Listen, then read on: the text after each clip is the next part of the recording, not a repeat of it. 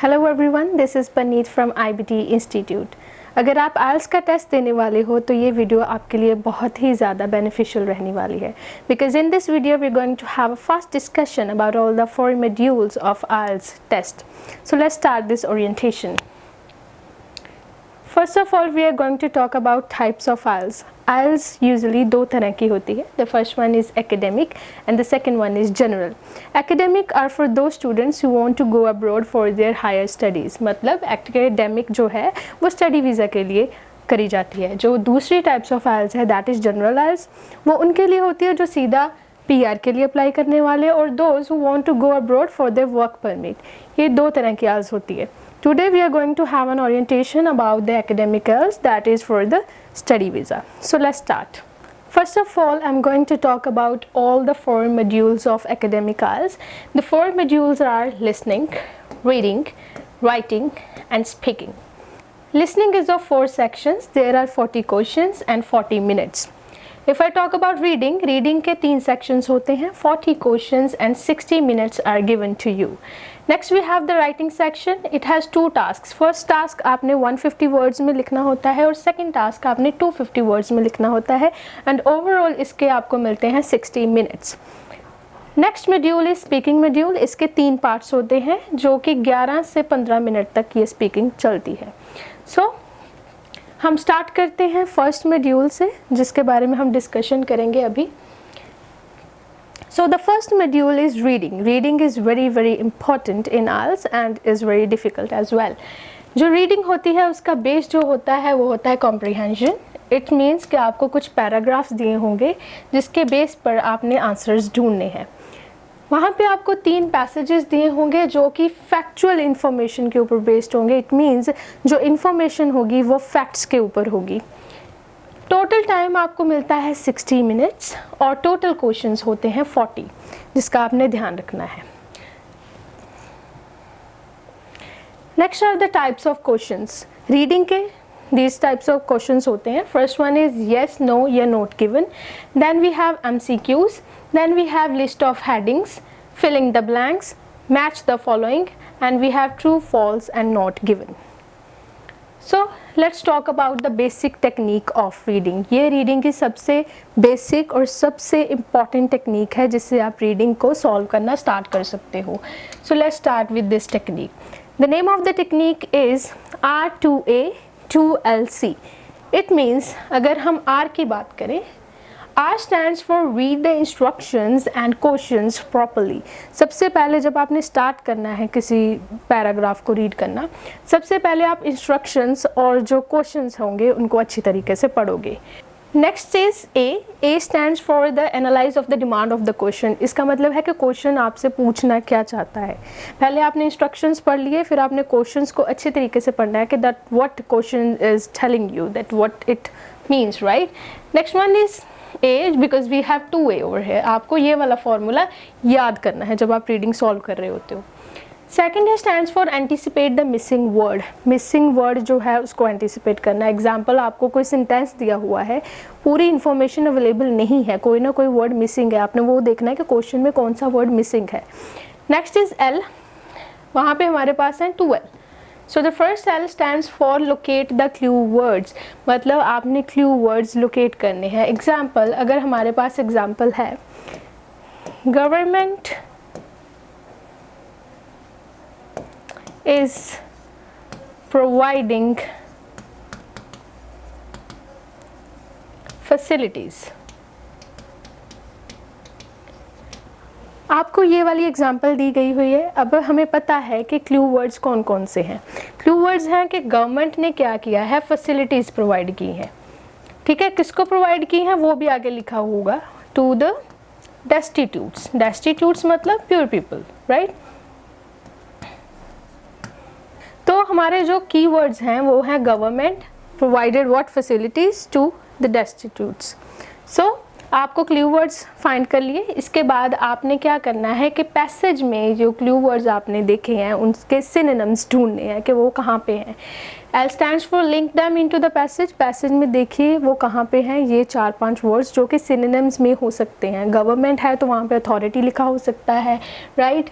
Facilities हैं तो कुछ कॉमोडिटीज़ बोल सकते हैं हम. देन वी हैव डेस्टिट्यूट्स, उनको पुअर पीपल बोला जा सकता है. तो ऐसे करके आपने वो पैराग्राफ में देखना है. Next we have is C. C stands for copy your answers. जब आपने आंसर्स ढूंढ लिए पैराग्राफ में, फिर आपने उनको कॉपी करके अपनी आंसर शीट पे लिखना है.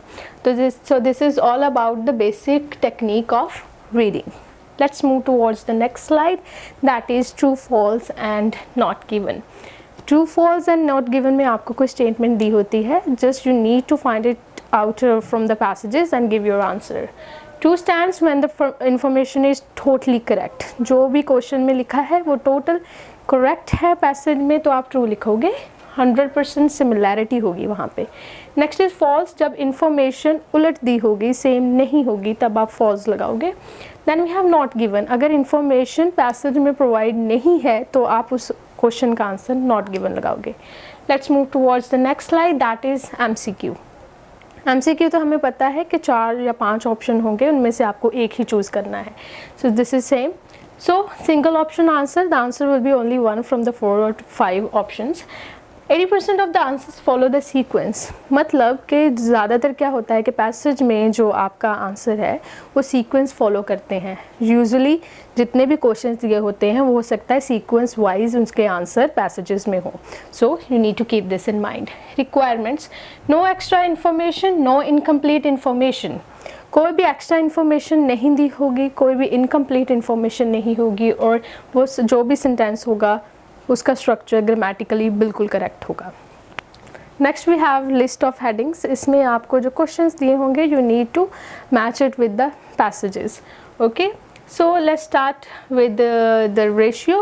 There is 60-40 ratio. It means अगर आप वहाँ पे क्या होता है, इफ़ 60% चांसेस होते हैं that answer will be in the passage, means you need to get the gist of the passage. मतलब passage बोलना क्या चाहता है, what is the main information that passage is given, you need to take it out and you will get to know the answer from that passage. 40% chances are there that the answer will be in the first 2 lines or the last 2 lines of the passages, right? Next देखिए, fill in the blanks. Fill in the blanks is with word bank. Synonyms required. You need to have a great amount of vocabulary to solve filling the blanks or reading, I must say. So आपके पास synonyms होने चाहिए कि अगर कोई missing word है वो आपको direct तो आंसर उसका नहीं मिलेगा, but आपको synonyms पता होने चाहिए, right? Synonyms means word meanings, right? Next one is one word answers. अगर आप पे वहाँ पे 1 word आंसर दिया है तो आंसर 1 word में ही आएगा. If you are given instructions that you need to write more than 2 words, then you can write then more than 2 words. Not more than 3 words, then you should not write more than 3 words, right. Summary completion, need to focus on the gist. आपको passage के gist पे focus करना है कि passage show क्या करना चाह रहा है. Let's move towards the match the following. इसमें आपको कुछ स्टेटमेंट्स दी होंगी जो आपने मैच करनी है. First one is highlight the key feature. Example: dates, author's name, area of search. Key features जो match the following में होंगे, आपने इन चीज़ों का ध्यान रखना है कि dates कौन सी है, author क्या बोलना चाह रहा है, उस author के नाम क्या है, everything. फिर आप उसको link करोगे. 80-20 sequence ratio होता है वहाँ पे. Moreover, it is based on understanding कि आप पैसेज में जो पढ़ा है कि राइटर क्या बोलना चाह रहा है, अब वैसे ही उसकी मैचिंग लगाओगे. So it's totally depends on your understanding, right. Next one, yes, no and not given. Yes, no and not given are very similar to true, false and not given. अगर आपको इंस्ट्रक्शंस में yes, no, not given दिया हुआ है तो answers में आप yes, no या not given ही लिखोगे. अगर आपने वहाँ पे लिख दिया true, false, not given, then your answers will be incorrect. So keep this in mind. Read the instructions properly. Opinion based questions होंगे, सेम वही.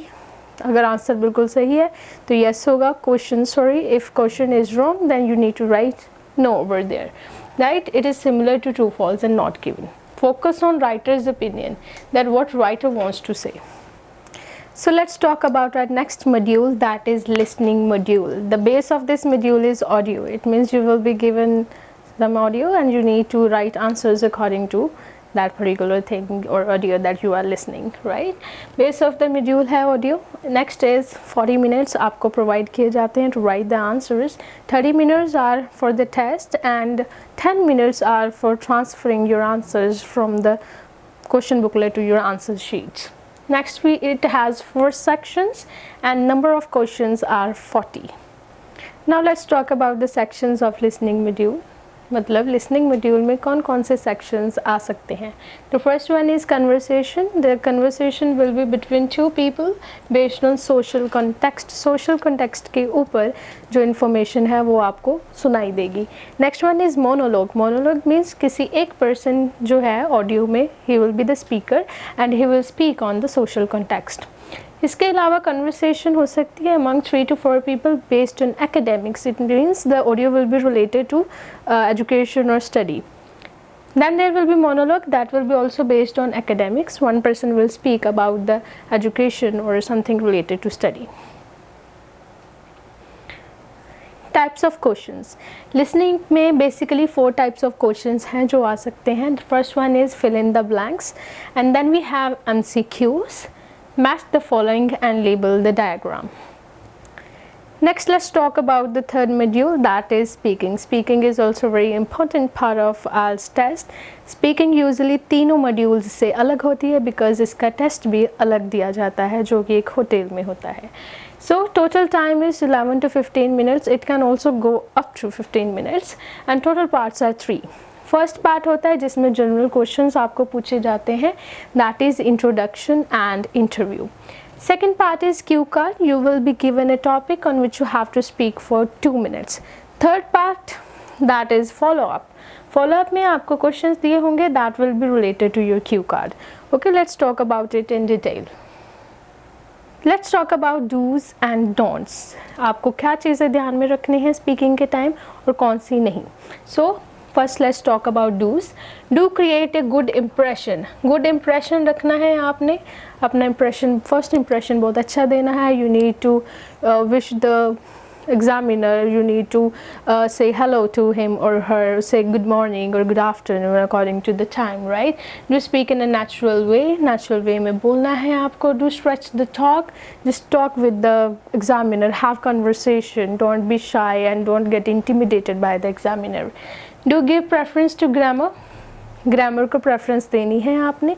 ग्रामर अच्छी होनी चाहिए, उसके बेस पर ही आपको बैंड स्कोर्स मिलेंगे. Do know the topic. आपको टॉपिक अच्छी तरह से सुनना है और पढ़ना है before start speaking.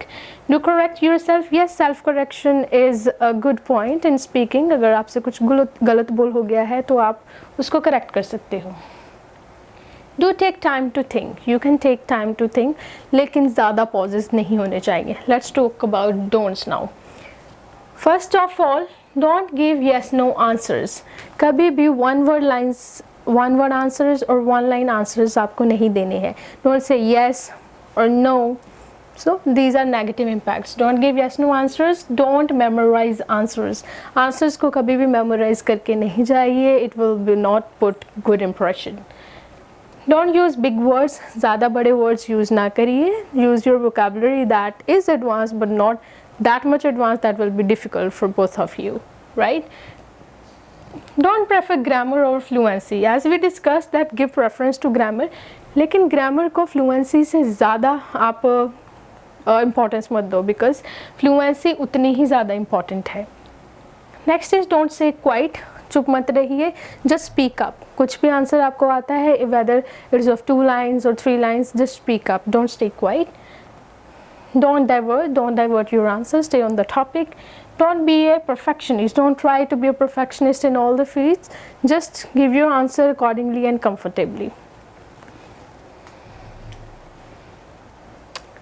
Next we have the band descriptors. It means किन चीज़ों के बेस के ऊपर आपको band scores दिए जाते हैं.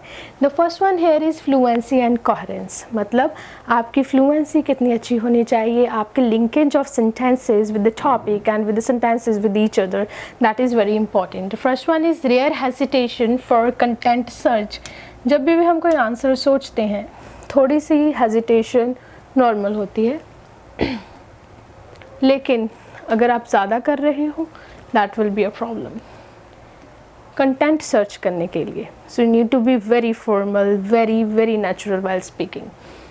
Occasional repetition and self correction. ज़्यादा कर रहे हो आप सेल्फ करेक्शन अपने आप को, as I mentioned earlier that self correction is a good point, but if you are doing it again and again that will put negative impact, right.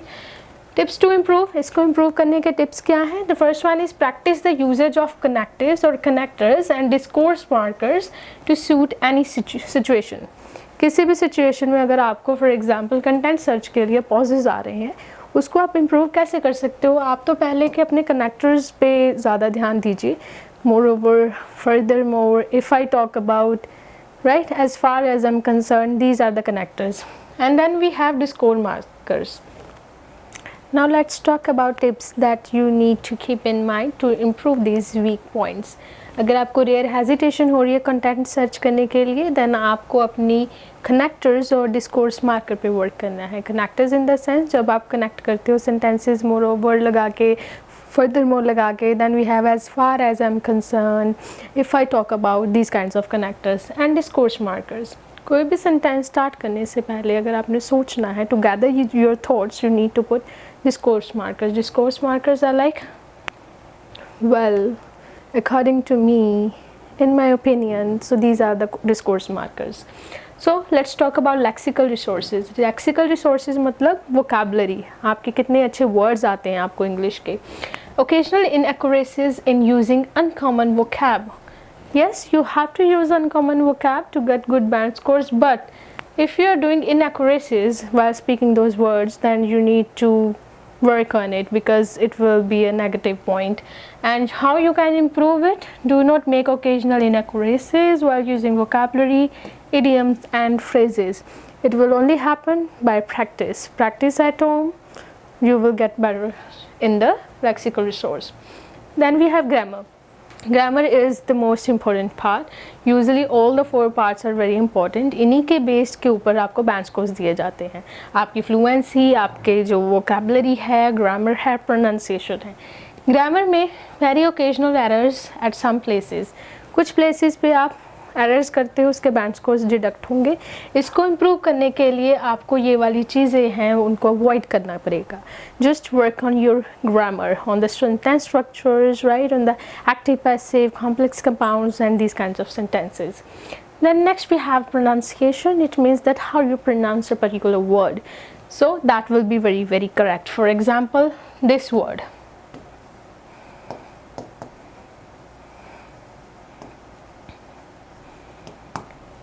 Usually in India we pronounce it as restaurant, but that is wrong. The correct pronunciation of this word is restaurant. So you should know the correct pronunciation of a particular word. Restaurant. This is the correct pronunciation. So do not do inaccuracies while pronouncing some words. Practice and practice more to pronounce words in a natural way. Natural way में pronounce करने के लिए आपको practice करनी पड़ेगी. Yes, accent doesn't matter in IELTS speaking, but the pronunciation does. So keep it in your mind.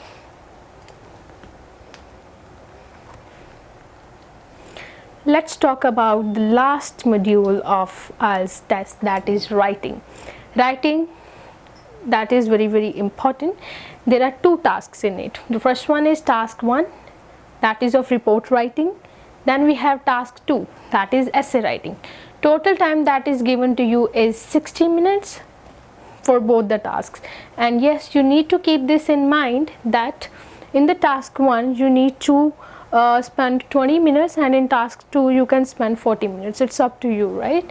So let's talk about the task 1 first, that is report writing.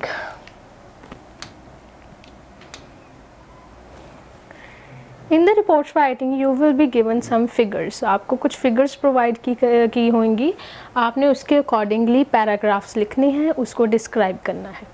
Time provided 20 minutes, not provided. Usually it's of 60 minutes, but you have to spend 20 minutes on the first task so that you can give 40 minutes to the task 2, because that is more lengthy from the task 1. Word limit will be 150 to 170 words. Yes, you should keep in your mind the word limit. That is very important. Words are counted in IELTS. Type of report writing, किस किस तरह के figures हैं जो आपको provide किए जाते हैं, किस तरह की रिपोर्ट राइटिंग होती है. Let's talk about it. The first one is bar graph. आपको बार ग्राफ आ सकता है जिसमें आपको नॉर्मल बार ग्राफ या मल्टीपल बार ग्राफ दिए होंगे, जिसके अकॉर्डिंगली आपने वहाँ पे पूरा पैराग्राफ लिखना है। So next is line graph. Line graph में ऐसे आपको दिए होंगे, ज़रूरी नहीं है कि आपको सिर्फ एक ही चार्ट आए, it can be more than 2 figures और more than 1 figure, right. We have pie chart. Accordingly pie chart दिया होगा आपको, जिसमें परसेंटेज लिखी होगी, किसी कंट्री की 60 है, किसी की 40 है, 30 है, 5 है। अकॉर्डिंगली आपने उसका जो भी है डिस्क्राइब करना है। We have table.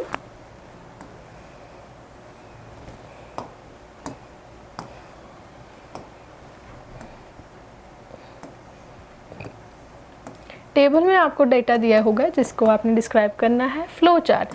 फ्लो में प्रोसेस दिया होगा एक, कि कोई चीज़ कैसे बन रही है, ऐसे करके।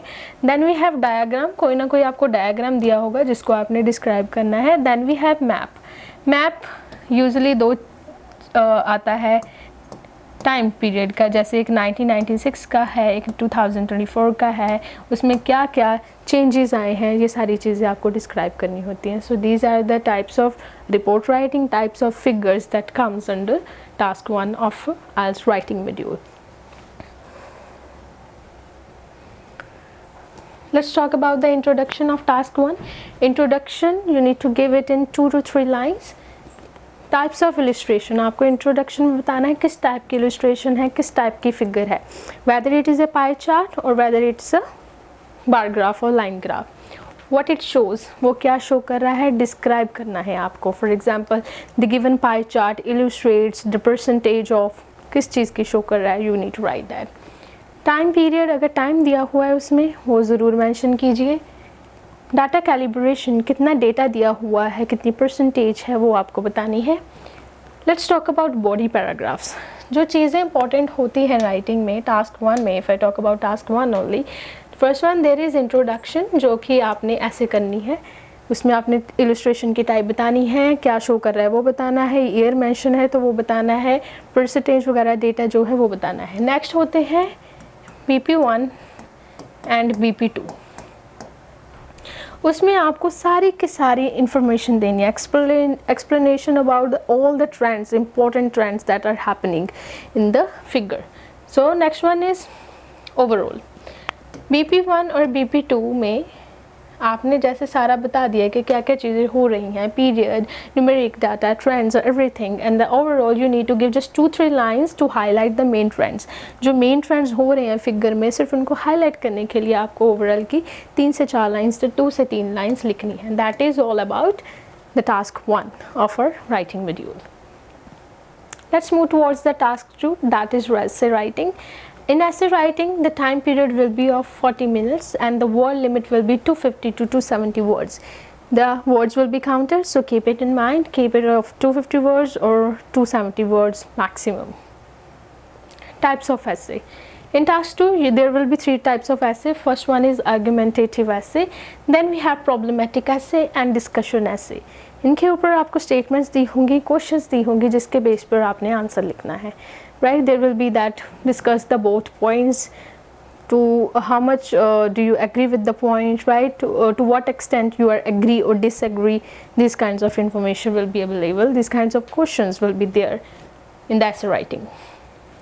For writing task 2, first of all you will write introduction of the passage, that will be of 5 to 7 lines. Introduction में आप पहले general line लिखोगे। General line in the sense, अगर आपको क्वेश्चन दिया हुआ है कंजप्शन ऑफ फास्ट फूड, तो जनरल लाइन में आप कितनी पॉपुलैरिटी है फास्ट फूड की वो लिख सकते हो। How youngsters prefer packed foods these days, this kind of general lines you can write. Next we have universal truth. Universal truth क्या है आप वो लिख सकते हो इसमें। Moreover you can also paraphrase the statement that is given to you. Thesis statement. Thesis statement is very important in task 2. In thesis statement you will write your own opinion that what you are going to discuss in the upcoming paragraphs. जो paragraphs में आप क्या describe करने वाले हो वो आप thesis statement में clear करोगे. That is very important. For example, in the upcoming paragraphs I am going to discuss this, or this information will be provided in the upcoming paragraphs. So let's talk about the body paragraphs. First, introduction. Then we have BP1, BP2, and accordingly BP3 if you want to write more, right? BP1 और BP2 में आप justification दोगे thesis की with example. It means that whatever you have written in the thesis, you will describe it, you will justify your answer with examples, right? Next we have conclusion. Conclusion will be of 5 to 7 lines. Need to take out the summary of the body paragraphs in the form of hope, fear and suggestion. जो भी आपने paragraphs में describe कर दिया है उससे आप क्या करोगे, कंक्लूजन बनाओगे 5 to 7 लाइंस का. उसमें आप बताओगे क्या होप है निकली पूरे पैराग्राफ को लिखने के बाद. What is the fear we need to keep in mind. So what are the measures will be taken by the government or we need to take. Then we have suggestion, that what suggestion you give to the people related to the answer that you have provided in the BP1 or BP2. So this is all about task 2. Let's talk about band descriptors कि किस base के ऊपर आपको writing में band scores दिए जाते हैं. We have task achievement, that is very very important. If I talk about task 1, task 1 में टास्क अचीवमेंट इंपॉर्टेंट है, टास्क 2 में टास्क रिस्पॉन्स इंपॉर्टेंट है. Task achievement in the sense कि आपको जो पूछा गया है वो आपने अच्छे से डिस्क्राइब किया है या नहीं किया है. इलस्ट्रेटेड की features approximately with impressive contrast. आपने जो भी की फीचर्स थे, इंपॉर्टेंट पॉइंट्स हैं, उनको डिस्क्राइब किया है कि आपने इंपॉर्टेंट कॉन्ट्रास्ट्स को अच्छी तरह से डिस्क्राइब किया है या नहीं. Met all the requirements sufficiently. जो भी आपको पूछा गया, the information that they have asked in the picture or figure, have you provided it or not? It depends on your writing. That will be your task achievement. You will be given band scores according to it. Next is coherence and cohesion. That is the connectors of the connection of sentences with each other as well as with the topic. Logical and clear progression of data manages all the aspects of cohesion. मतलब जो भी आपने लिखा है उसकी कोई sense है, that they are related to each other as well as to the statement. We have lexical resource, that is vocabulary. Accurate usage of varied vocabulary at various places that exactly match with the situations. आपने vocabulary according to the sentence use की है, according to the paragraph use करी है, and you have a wide range of vocabulary, then you will get a very very good band scores. You are not repeating the words again and again, you are not repeating the same sentence structures again and again, then you will get good band scores. So just work on your vocabulary, try to learn more and more synonyms of one words, right? Next we have grammatical range and accuracy. Grammar is very important. Use wide range of sentences structures. Don't keep repeating same kind of sentence. Just work on compound sentences, complex sentences and passive sentences. Just change your structures while speaking and writing, then you will get band scores. Error free sentences. Your sentences should be error free. उसमें कुछ गलती नहीं होनी चाहिए. Sentence structure बिल्कुल accurate होना चाहिए. अच्छे वर्ड्स यूज़ किए होने चाहिए, पूरे कनेक्शन होना चाहिए सेंटेंसेस का आपस में और टॉपिक के साथ, और आपको जो पूछा गया उसका आंसर आपने डायरेक्ट दिया हो, इधर आउट ऑफ टॉपिक ना हो, then you will get very very good band scores. So this is all about the 4 modules of IELTS test. I hope this video will be helpful for you. Thank you so much.